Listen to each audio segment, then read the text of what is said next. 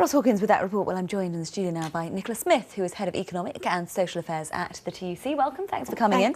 Ed Balls today has been criticised for being anti-business. Are you concerned about people being put off, investors not investing and not creating jobs that otherwise would have been created? Well, I actually don't think this policy has anything to do with business. What makes a difference for business investment in the UK are the skills of our workforce, the infrastructure that's in place. This is actually a policy which is about saying to the top 1% of earners in the UK, most of whom are actually employees, not entrepreneurs. They're perhaps directors of large companies or they're very well-paid lawyers, for example, saying to those people at a time when we have real pressure on the public finances and when everyone else is facing a real hit to their standards of living, when we're asking single parents to take reductions in the amount of childcare support they can have, when we're asking parents to see their children in overcrowded classrooms, it's about saying actually the very top 1% of people in the UK can afford to make a slightly higher contribution. So I think it's really about fairness, and it's also economically sensible, because the sorts of things that put people off investing in the UK are the sorts of things that,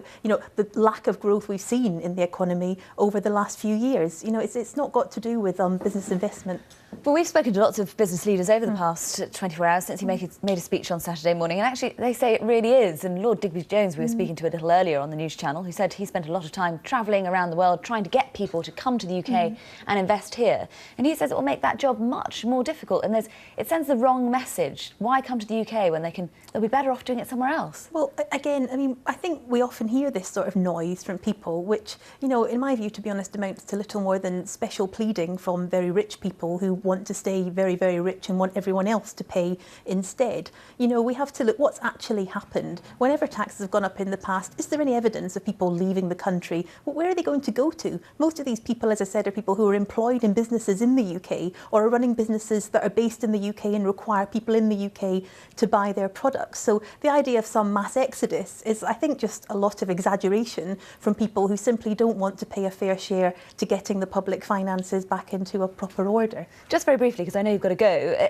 do you think it goes far enough then, if you're in support of this pledge, do you think it goes far enough? Should it be ring-fenced? I think what we have at the moment is a strategy, for the government's current strategy for reducing the deficit, which is that the vast majority of spending reductions are put on people who are already the worst off. We know that cuts in public services hit those who rely on them the most, who are people who are on low incomes. And we know that all the cuts to things like working tax credits have hit people who are working on low incomes very hard. So absolutely, I think there's a very important place in public debate for thinking about how do we share that burden more fairly, and how do we make sure that people who are the top 1% of earners in the UK, often earning £1 million or more a year, a sum that someone on minimum wage could never even dream of, making sure that they make a fairer contribution towards getting our economy back into a better order. OK, we must leave it there. NICOLA Smith, thank you very much indeed.